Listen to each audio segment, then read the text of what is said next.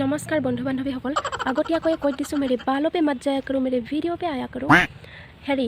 মানে এইকেইদিন ইমানে গৰম দিছে মানে বহুত গৰম দিছে মানে কি হ'ল আজি মই 5 বজাতে উঠিলোঁ মৰ্নিং ৱাক কৰিম বুলি ভাবিছিলোঁ কিন্তু মানে মই উঠি কি দেখিলোঁ এতিয়া আৰু ৰাতিপুৱা হৈ থকা নাই এতিয়া দুপৰীয়া হৈ গ'ল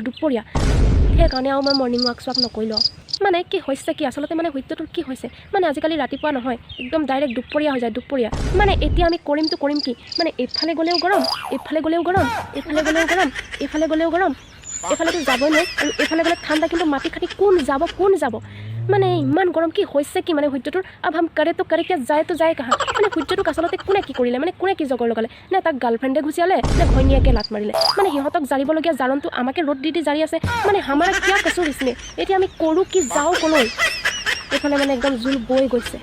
এই সূৰ্য দাদা আপোনাৰ যদি ইমান দম আছে তেতিয়াহ'লে এনেকুৱা গৰমলৈ ডিচেম্বৰ মাহত আহিব মে মাহত নাহিব মে মাহতো চব আহে ছেমিষ্টাৰৰ পৰীক্ষালৈকে আহি যায় আপোনাৰ দম থাকিলে আপুনি ডিচেম্বৰত এনেকুৱা গৰমলৈ আহিব এপ্ৰিল মে মাহত আহি দেখুৱাবলৈ আহে ডিচেম্বৰ মাহত আহিব দম থাকিলে এই মে মাহৰ শেষতে আমাৰ এইটো অৱস্থা জুন মাহটো যাবলৈ আছেই জুলাইটো আছেই বাপৰে তেতিয়াচোন আমাৰ একদম ফাটি যাব